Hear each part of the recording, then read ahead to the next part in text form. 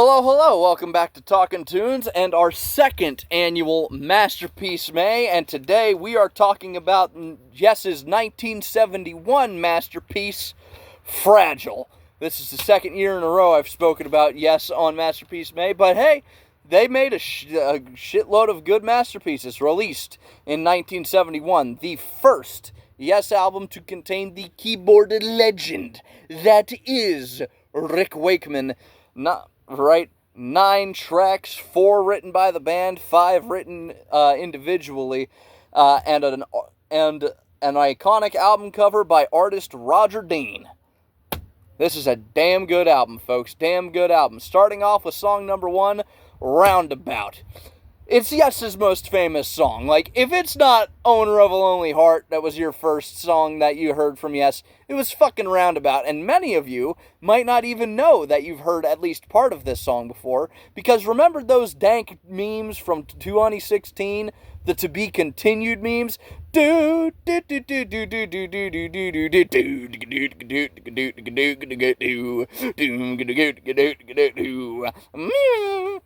You know, so yeah, it's a fucking great song.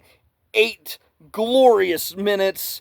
It's just so good. Like the bass line, like the dun dun dun dun dun dun dun.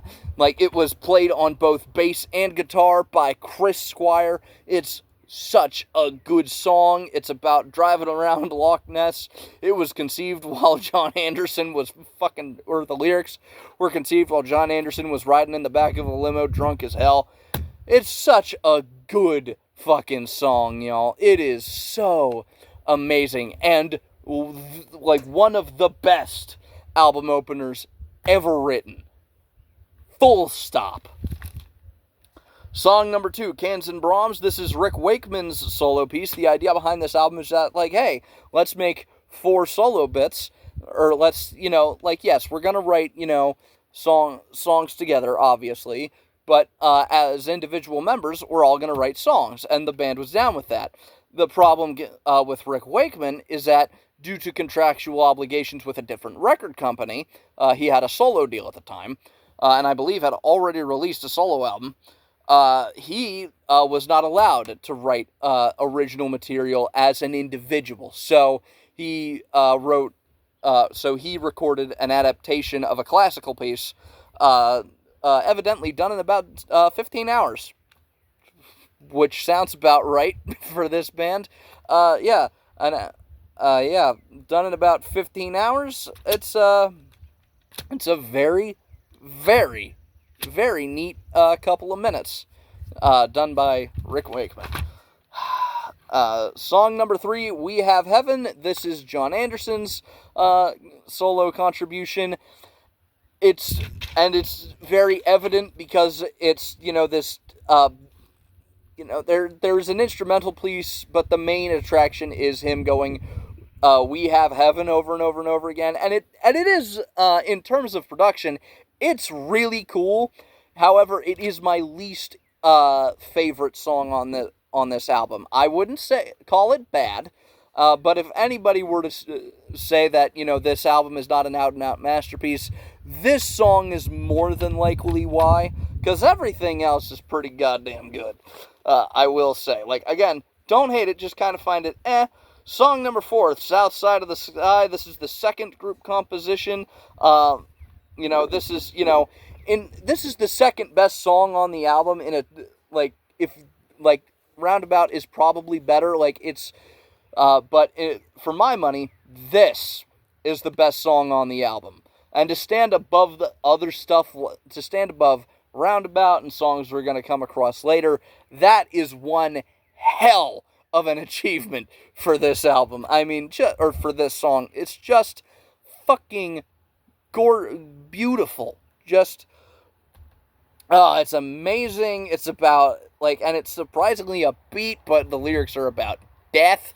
It's, very, very progressive rock, in that sense. It's just, so, fucking good. So fucking good. Song number 5, more like track number 5. 5% for nothing. This is Bill Bruford's contribution. This is Bill Bruford's solo contribution. It is 35 seconds long. It is basically a glorified interlude.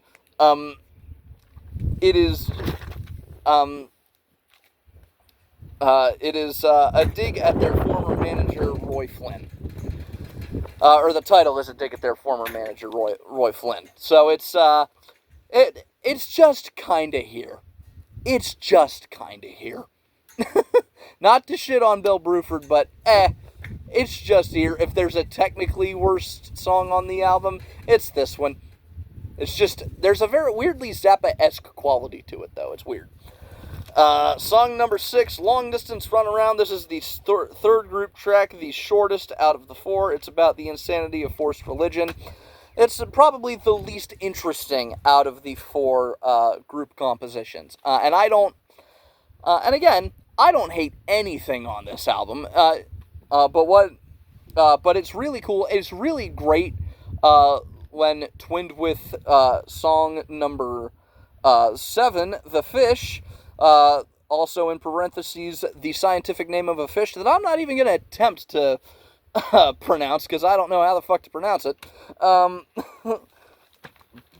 But this is Chris Squire's solo contribution to this album, and might I say, it is pretty goddamn cool. It's pretty much just him and Bill Bruford jamming out for about 2 minutes, for a little over 2 minutes, I should say. Like, it is a good couple of minutes, but it really works better when twinned with the song that precedes it. So that is, for my money, it's the best solo composition on the album. And then Mood for a Day is Steve Howe's contribution. It is the least interesting, but I don't hate it. It's the least interesting out of the group tracks, but I'd rather listen to it than